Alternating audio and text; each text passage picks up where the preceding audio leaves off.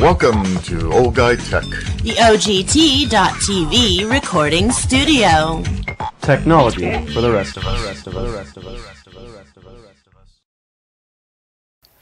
Hi, this is Rob Charney, Old Guy Tech TV, and we are here for Wednesday, March 11th, 2015, and I'm here today with my good friend, Sheriff John DeAugustini, and we are lucky enough to have the Under-Sheriff, Randy Pashan, with us today, and Randy's new in his position, so we get a chance to grill him a little bit about what's going on.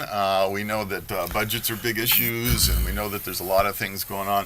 Thank you very much for coming in and joining us on the show, and thanks for forgiving me for my little faux pas here. Without my producer, I don't know what I'm doing, so that's at least recording. Anyway, it's all good. It works really good. You know what? It's amazing how many people see our show. Good. I hear it all the time from people. So this has worked out really well. It gets your message out the way you want it, and that way there's no confusion. You bet. You know, many times I get questions about it, and I said, hey, go watch, show, whichever. If the answer's right there. Call up and ask. Call up and ask. And that's always the other thing we say. We got, the sheriff has an open door policy. Call, whatever, and he'll make sure that you get your answers that you need. So, Randy, why don't we go ahead and just talk about you just for a few minutes here, and why don't you introduce yourself to the audience and tell us a little bit about your history with the county and what you foresee for your position. Okay. Like you said, I'm Randy Pashan. I've been with the county now 28 years, 37 years in law enforcement total. I came here in 1987 and spent a big chunk of my career up in Lake Tahoe. Started out as a resident deputy over on the West Shore, which was a really good experience of just having that personal accountability to the community. And then promoted out of there, ended up in detectives, worked the courts, ended up being lieutenant in charge of the jail, and then almost 4 years ago came down here to Placerville and ended up as captain in the jails, and now I'm the undersheriff. And there you are. Here we go. And boom, it just kind of happened. Yeah. Wow. Well, okay, so you've got a lot of years in the community. So it's more than that. Yeah. He's got a lot more. He's had history of law enforcement prior to El Dorado County. When I came in, we had a lot going on in a short amount of time. The rush. Absolutely. And Randy was like you said, he was a lieutenant in the jail up there running that division. And I restructured our corrections division. We had a sworn captain, which is the right way to do it. But we had a sworn lieutenant in Tahoe, and we had 2 correctional lieutenants in Placerville. It just didn't make much sense. So we swapped that up. We put a correctional lieutenant in Tahoe, correctional lieutenant in Placerville. The sworn lieutenant position after Randy was done with that, but floated around. That's now permanent at the Tahoe, Placerville jail, but it's an administrative lieutenant, so it kind of also oversees both jails. But during that flurry of activity after I first came in, and with that restructure, we pulled Randy down. And he was a star. Any task that we gave him was done. Yep. From budgets to restructuring with the cuts we took then, to the facility plans, to moving forward with that, to policy changes, to everything. He just was just star and excelled. And then when Rich decided that time to retire, I thought long and hard about it, and Randy was the obvious choice. I'm actually kind of surprised him. We took him out to lunch down at Papa Gianni's down in Cameron Park. Yeah. I said, boy, this is a nice place. What's the occasion we're coming down here for lunch? Yeah, it's normally Jack in a Box. I said, well, I'd like to ask you if Rich is going to retire. Really? Congratulations, he says. I said, yeah, I want you to be my undersheriff. He goes, no, really? Really? I said, no, that's it. So he's been... He's doing a fantastic job then. He's doing a fantastic job now. Yeah, he's got to take this job running. I understand that. Yeah. So, Randy, I'm assuming you're working a lot with the budgets. Yes. Yeah. along with the sheriff, Yeah. and knowing the difficulties. How do you see the sheriff's department and in the budget situation going forward? Well, we're coming off coming on 5 years of having returning money at the end of the budget year. Sheriff and Under Sheriff Williams before me has done a great job of staying within budget, saving money, becoming more and more efficient as we go along. So we've always returned money to the county. Now we're being asked to operate without having that surplus. So, which gets a little scary, is if you have a big disaster, how do you continue to provide your services to the community?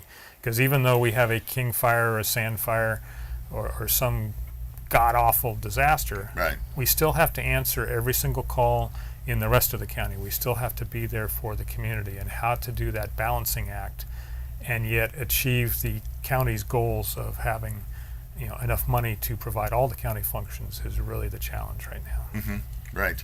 So it's a battle now, right? Just to try to keep your budget where it was. Well, yeah, that's where we're at now. We received direction from the board about a month ago now, About a month ago. 3 weeks ago, 3.5 weeks ago, on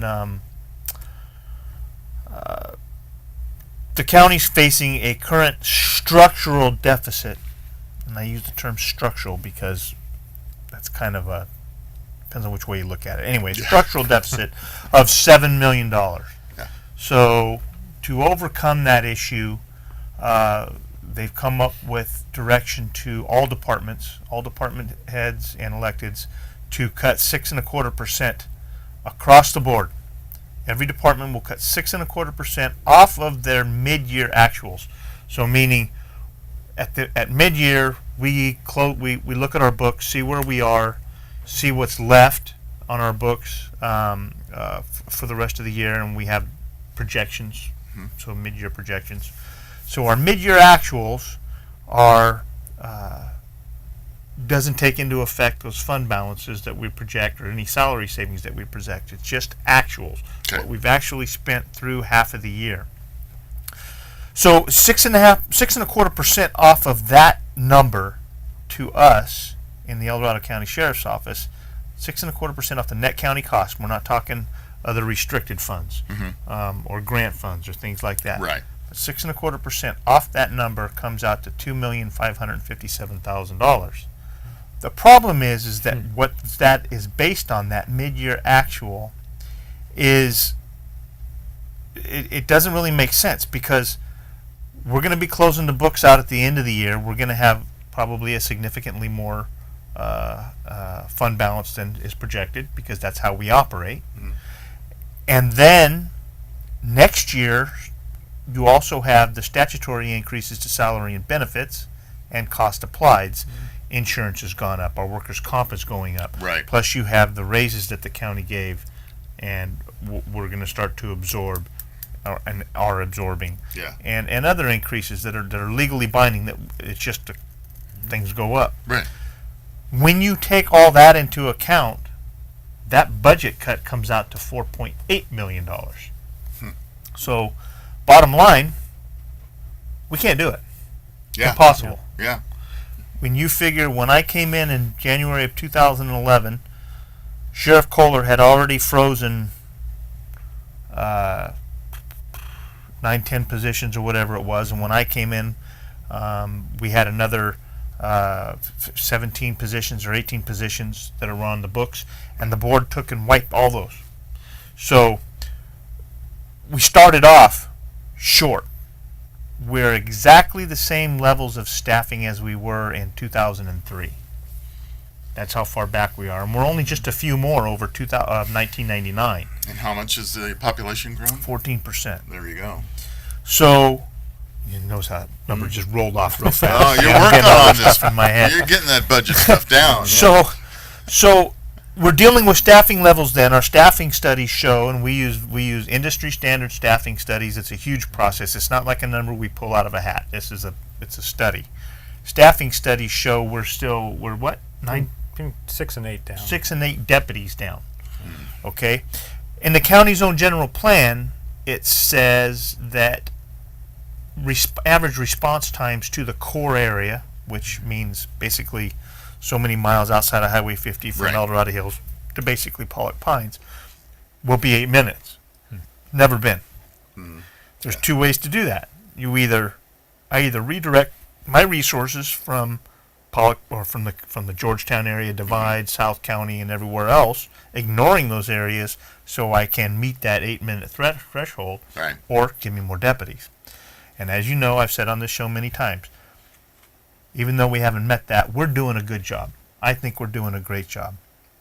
And the community, the feedback I get is we're doing a good job. And I haven't asked for anything. As a matter of fact, as Randy said, we've been giving back a lot of money in our budgets. You're a victim of being a good steward of your budget. And that's why I'm really ticked right now. Because these cuts, with the $13.7 million that I've given back to the county, Right. and now they want me to take a $4.8 million cut. I can't do it. We're coming up with ways, and God bless my staff and Randy and my captains and lieutenants and sergeants. God bless every one of them. They're working really hard to figure out ways that they can come up with $5 here, $100 there, $10,000 here, $200 there, cutting little bits and pieces out of Right. our budget to maybe come up with $1 million. But as Randy And that's said, a lot of money. That's a lot of money. That's a lot of money, yeah. And it's not because we're fat. Right. It's just we're going to be operating so close to the edge in the event. Say we had another King fire this summer. Right. Let's say at the same time we have a King fire, we have a homicide, a drowning in Folsom Lake, Whatever. and All whatever. over, yeah. And our overtime and our staff needs are going to go. Those little extra things here where we're taking these money out of that we have the ability throughout the year, should these needs arise, to move money and make do and still provide that service. Those will be gone. And my biggest fear, because I refuse to do this, is have to go before our Board of Supervisors and say, I need more money. Yeah. I can't finish out this year. I'm going to need more money in my budget. Everybody who knows me knows that's not me. That's going to kill me. But they're putting us in a position where I may have to do that. But the bottom line is anything over what, and we're working hard, anything over what I say we can provide is going to mean services get cut. What services are those? We don't know. I mean, there's a lot of options, but all of them amount to service level. Yeah. So to try to even reach that percentage, you guys are already short. You still have a facilities issues we have to deal with. I mean, you've got so many things right now. I think when the public watches this and they start thinking about how lean you've made the department and how well you've directed your staff and how good a job they're doing, that you truly are, as I said before, the victim of being too good of a steward of your budget. Maybe I shot myself in the foot. Maybe I should have been just a typical government bureaucrat, and whenever anything was offered or anything was out there, step up and take all I can get. Yeah. Yeah. That drives me nuts. So now you don't want to go, what is going to happen? Though, I mean, I know you don't want to go in front of the Board of Supervisors. You know you can't make that cut. What do we do? How can we? Honestly, here's what I think. Here's what I think. Okay. This is my opinion. Okay. The county's looking at a $7 million deficit, structural deficit. However, they already know that they're getting an $11 million fund balance. Those were the mid-years. Okay. So that means at the end of the year, that $11 million is going to be more like $20 million. But an $11 million fund balance. Now, to me, that's a $4 million in the black. We're $4 million to the good. And they're looking at it that way, but because the board wants a structurally balanced budget by June 30th for next year, they're taking that $11 million fund balance and not figuring it into the budget. They're not planning it. Right. Because they do have a lot of capital projects, capital improvement projects and things. Is that for us? Yeah, I don't know. Let me see. Hi, this is Rob, the Old Guy Tech TV Crime Beat. Who do we have? Hey, Rob, you got James Stevens here. I got a question for Mr. DeAgostini. Okay, hold on one second as everybody gets headphones on. Thank you very much for calling. And, Okay, no problem. All right, and can you gentlemen hear him? Yes. Can hear. Okay, so your name again? James Stevens. Okay, James. So, go ahead with your question. I read in the Mount Democrat that Sheriff DeAgostini was at the State of Jefferson meeting recently. Yeah. And my question for him is, if we secede from California and become our own little state, and El Dorado County is a part of that, what would be the laws that he would want to see enforced or continued, and what laws would he want to have gone?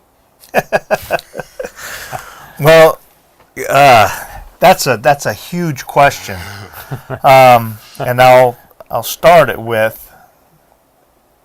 Prior to me attending that meeting, and I'd done a lot of reading and talked to a lot of people about the state of Jefferson, and I got to take this off while I'm talking because it's driving me nuts.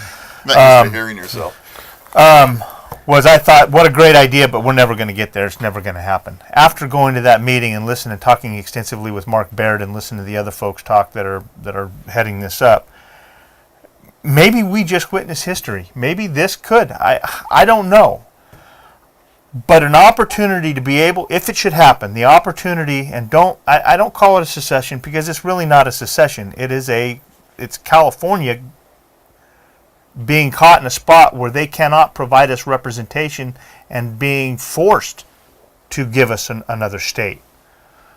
Sure. But the opportunity to sit down at the table and start a new state, and you would have a state's constitutional convention is the way it would have to happen.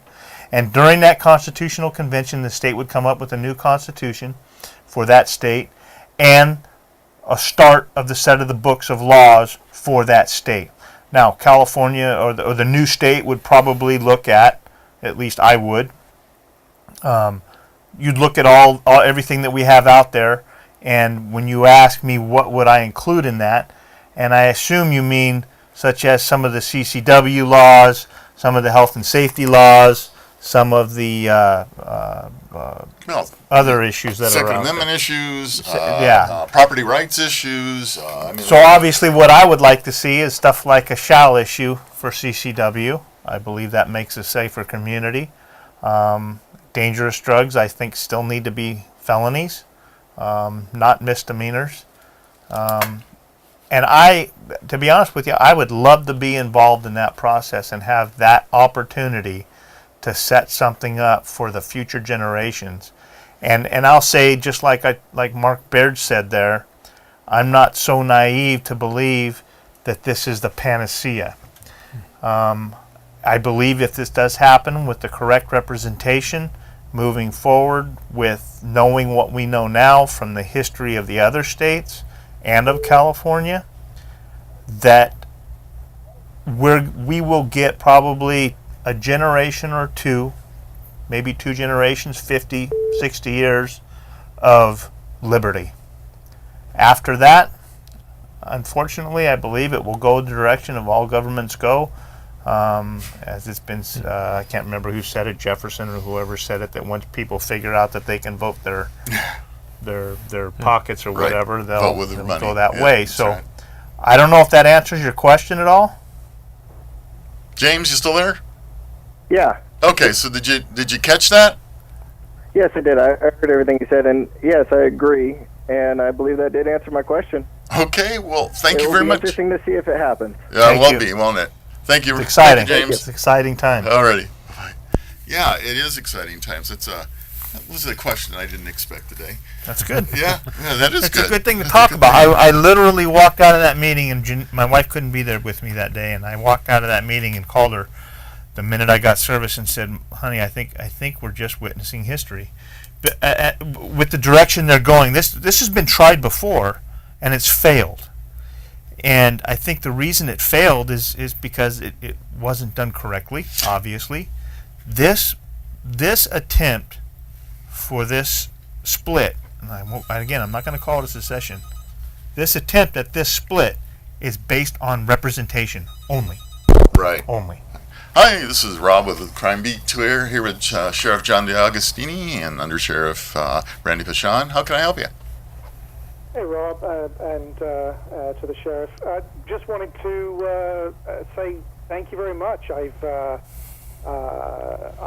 been watching your show for quite a while, and I just wanted to say I'm the gentleman who caused so much trouble for the sheriff getting the rules changed on CCWs. And I just saw you were mentioning CCWs, and I just wanted to say Thank you for me not having to. Thank you for changing the rules and being reasonable, and thank you very much to Rob for having the CCW course. It was moving to El Dorado has turned out to be a very painless and very pleasant thing to do. Excellent. I'm really enjoying it here. Can't ask for better than that. As painless as we can make it in California. We try. Absolutely. Thank you ever so much for updating the rules and like I said, making it completely painless. Perfect. Thank you. Appreciate that. Thank you very much for the call. So that we are obviously live. Are we live? We're obviously live. We're It must obviously have fixed live. itself, so that's good. Thank you for calling, everybody. Absolutely. That's Keep great. them coming. You know, I was back just really quick to the state of Jefferson. You realize that it came within this much of already happening. If you look at history, if Pearl Harbor had not happened, December 7th, 1941, December 8th, we would have had the state of Jefferson. Really? Yep, it was all ready to go. I don't know that Everything history. had been ready to go for a vote. Everything had been done, I didn't know that Yep. history. and Pearl Harbor happened, and there it went, because everybody had to concentrate on the war effort. Well, I guess as recently as 1992, it was tried again. Yeah, But it was based on. They started off with the representation issue, but then some of the folks that were heavily involved in it said, "Well, we need some revenue. We Yeah. need revenue." So they started going down, reaching down to pull into Silicon Valley to have some money, right. and they ended up with the representation issues fulfilled. Mm-hmm. So And so they dropped that. Yeah, it obviously. As I it's- understood it. Yeah, but actually read the history of the state of Jefferson. You will find out how close we came to having that 51st state. So yeah, Well, and it may still time happen. Time has come for 51. Yeah. I think it's like I said. I think look at it as a huge opportunity to witness history, to be involved, to have the history that we have to rely on, to know what not to do and then what to do. I think it's a heck of an opportunity, and I would love to see it happen. But we'll follow it. I'm I think following three it. of us would agree with that. Following it. Anything to make some of the changes we have. How do you like this new one with Brown's doing? With put Kamala Harris in as senator and put his sister in as attorney general. His sister, his wife, Oh, his wife.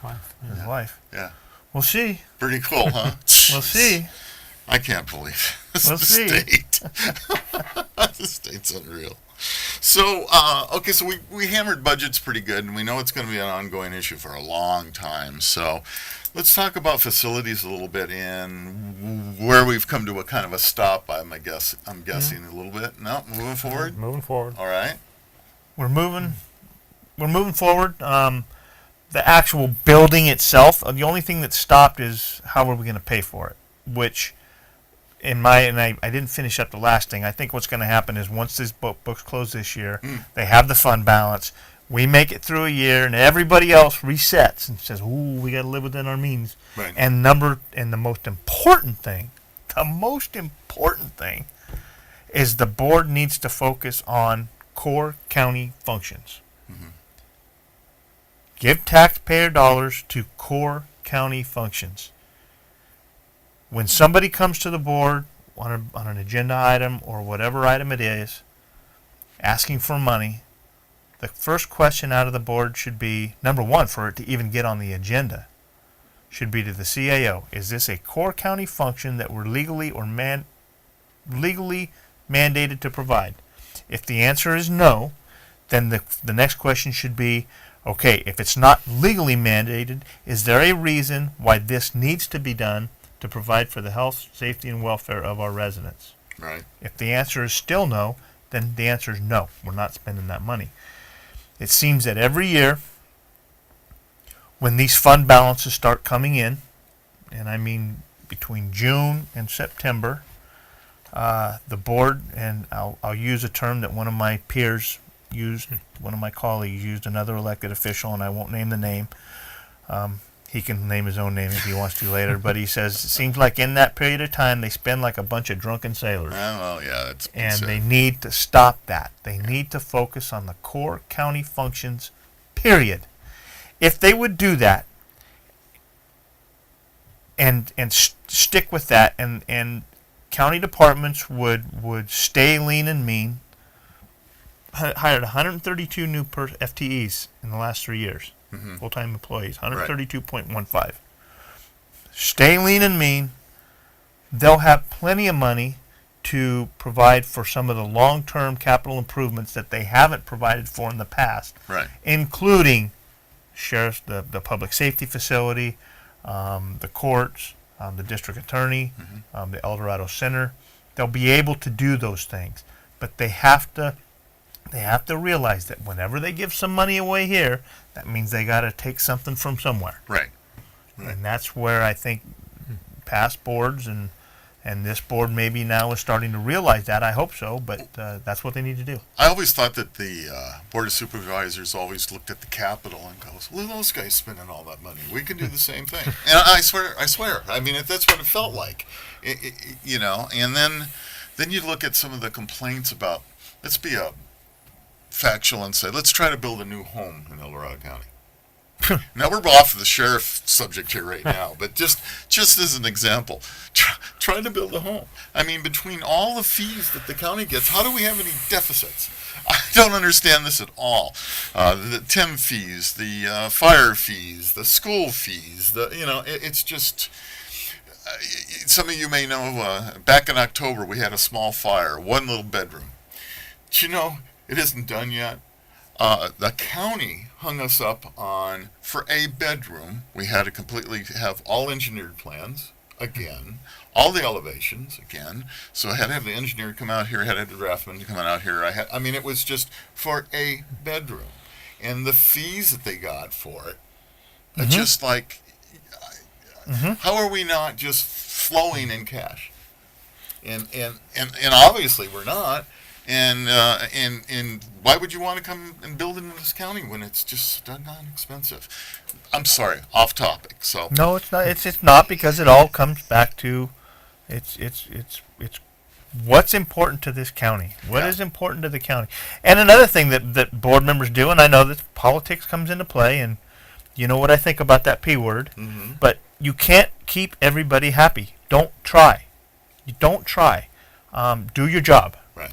That's you've heard me say it on here, and it drives my wife nuts when I say it, but I'm doing the job that I told everybody what I was going to do when I was running for office. Right. I came in and I've done nearly everything I said I was going to do. Some things I'm still working on. I need to get there. Resident deputies is one of them. Right. I've done everything that I said I was going to do. I've been fiscally conservative. I've done this. I've done this. I've done everything else. And I don't do it to make people happy. I'm doing it because that's my job. If somewhere down the road they want somebody that's not fiscally conservative, or they want somebody else to do it their way or whatever, then they'll elect somebody else, and that's the way the system's supposed to work. But to stand up there on the dais and say yes, yes, yes, because you got to get elected next time, those are the wrong reasons. You can't make people happy. You got a job it's impossible. to do. Yeah, and right now, with the state we're in, this country's in, on the heels of AB 109, and then just recently Prop 47, they can't cut public safety. Not now. Yeah. Not now. Yeah. No way. Well, that brought up a couple of things that I just wanted to touch on, because people are still really confused. One still is the jail situation with the realignment. How are we doing on beds at this time? So far, so good. But Okay. it's you can. So there's still room in the inn. There's still room in the inn. We're making effective use of that room. However, you can project out that in a few years the room won't be there, Yeah. and that's where the crunch time is really going to hit. And the other thing we're seeing in the jails is a rise in violence, a rise in contraband, an increase in assaults on our correctional officers. Wow. We don't have a lot of realigned inmates, people that would have gone to prison. Right. We have about 100 on any average of any. It's 100 too many. Yes, but what they bring with them is the prison politics, the prison culture. Right. And instead of saying I was only going to be in jail for a couple of months, so that's not really worth it to me, they're saying I'm here for a couple of years or more. now it's worth it to me. Yeah. And so that's where we're seeing the beat downs. We're seeing these major assaults. We're seeing all the game plan going on. The damage to the jails. Jails are wearing out faster. So that's really the huge problem facing the county. And it's hidden. People don't see it. Well, It's- that's why you're here, because that's the information we need to get out. Because yeah. I had no idea. yeah, it can be a little brutal when you're down on the floor in either jail. Yeah. The officers really, they're taking their lives in their hands. They're Yeah. in there unarmed with the inmates, having to manage them, required to manage them, and it can be very, very dangerous. It's a completely different ballgame now. So, and plus jails across the state have now become primary service providers. It's not enough just to lock people up. We have to provide all their medical care, their long-term medical care. The sheriff put in a full dental office. We have to provide all the mental health services, and we have to prepare them for reentry back to society now. Nothing in there is what the jails were ever designed or contemplated for. Right. So, completely new ballgame. Well, things do change, but that's just awful. I mean, it's just awful. I mean, because, like you said, the increase in the violence, the injuries to correctional officers, all of that is just terrible. It's terrible. Yeah. So, like one or the other, wrapping this up, getting close to the end here, would you explain one more time on the $950 either change on it's a felony or a misdemeanor dollar amount that everybody's throwing out, that $950 amount? Can you explain that in terms that people understand? Because I mentioned to people and they just go, "What are you talking about?" Well, in simplest terms, felony theft or grand theft was at the level of $440. They just raised it a couple years ago. Yeah. $440. That's what the level was. You had to cross that threshold before it was a felony or a misdemeanor. So if you stole something that wasn't a burglary, which is a felony, or you broke into a car, which is second degree, or you just stole something, or forged checks, or whatever it is, if the value of the loss, if the value of the property, the value of the loss was less than $440, it was a misdemeanor. If it was over that, it was a felony. There were some things, including firearms, didn't matter what the value was. Right. That's a felony. Now that dollar amount is $950. $50. Yeah, $950. Yeah. They bumped that. They doubled it. They over doubled it. Now, have you been seeing repercussions of that? Just curious. Absolutely. Yeah. I mean, we have 57, Prop 47 realigned inmates already that have walked out the door. So we have more people that would normally be in our jail are now in our communities making more victims. I don't say committing more crimes. I say making more victims because that's what they're doing. Right. Where we've seen the impact is not just the ability to keep these knuckleheads off the street.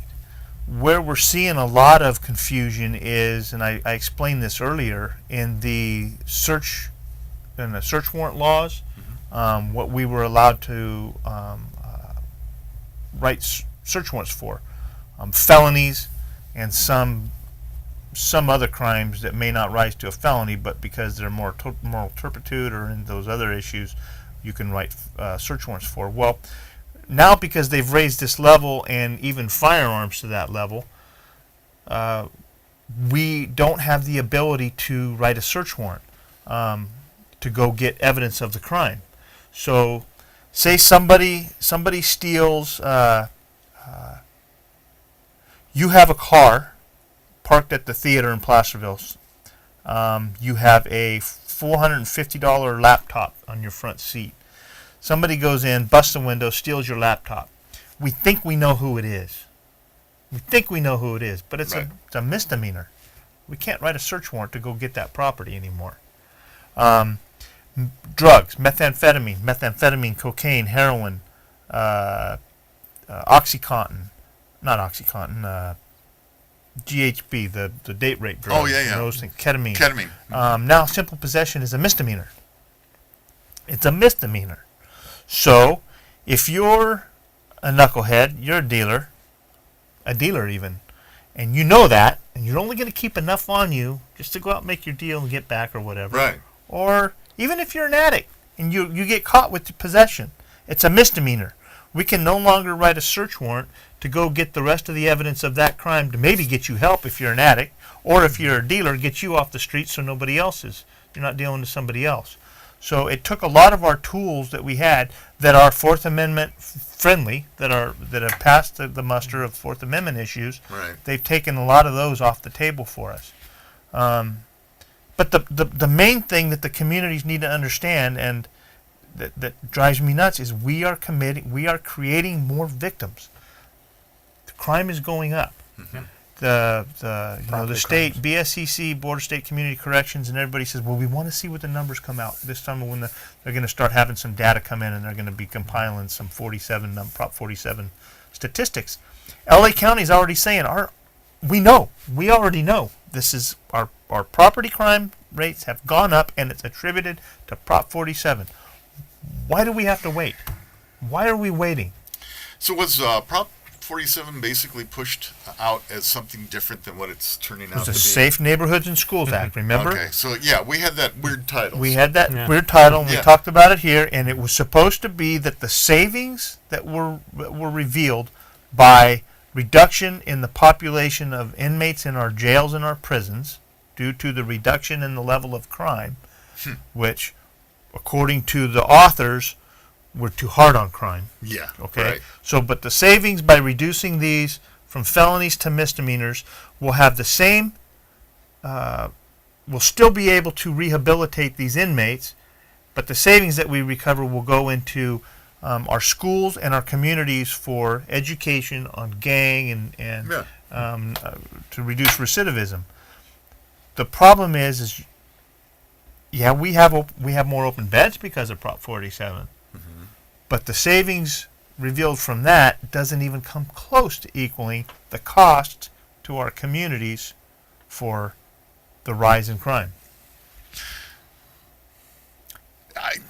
What do you think, Randy? I mean, Well, to tag on to that, a lot of these, we only had 50 people walk out the door, and that's where they were able to go to court, have a hearing, which is clogging up the courts. I'd like my crime reduced. Or they were still in the process and they were time served and they were gone. But it's only been 50, and then it's dropped off dramatically. What we're seeing is people that were arrested on the felony, that pled to the felony, and maybe they got a year of county time, and they had to attend drug court, they had to attend counseling, they had to work on their addiction. right. No longer has that requirement. There's no hammer holding over them to change their ways. They can say, I'm going to do 3 months, I'm out the door.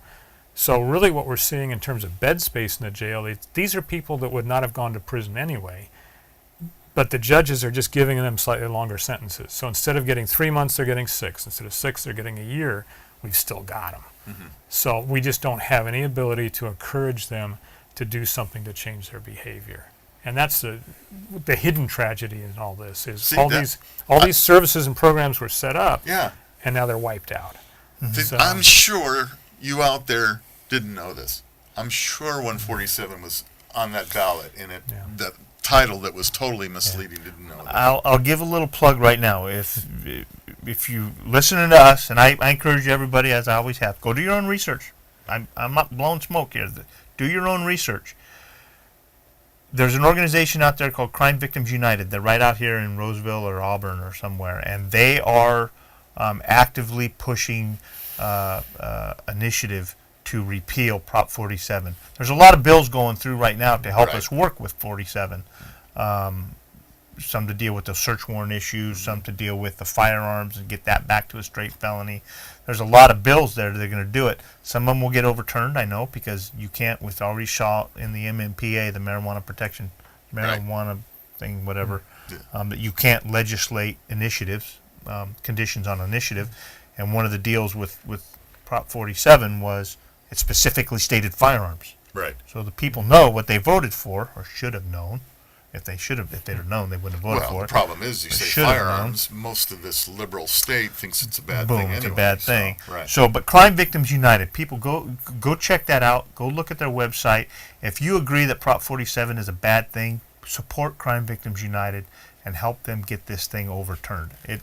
I believe,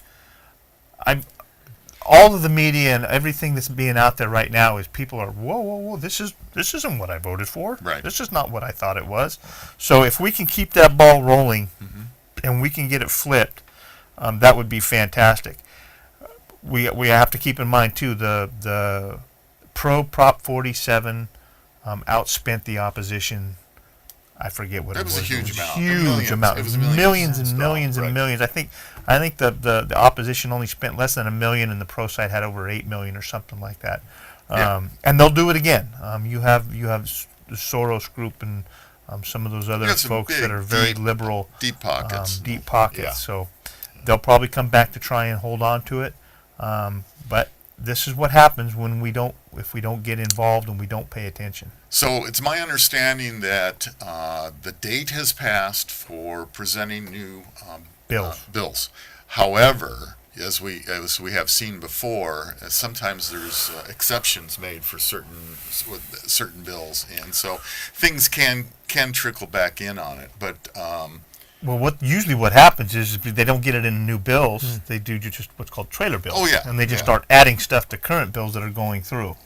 yeah, they'll tag on to an existing some bill that has something to do with nothing. Right. But talking with Sam Paratus from Gun Owners of California, GOC, there's only a limited number of gun bills this year. Yes. Which is fantastic because outfits, organizations such as Cal Guns and Chuck Michel, his law office and whatnot, they are going on the offensive on a lot of these past bills that have passed, and we're starting to win. Well, we are. We won in court. We're getting battled in court on the constitutionality of our waiting period.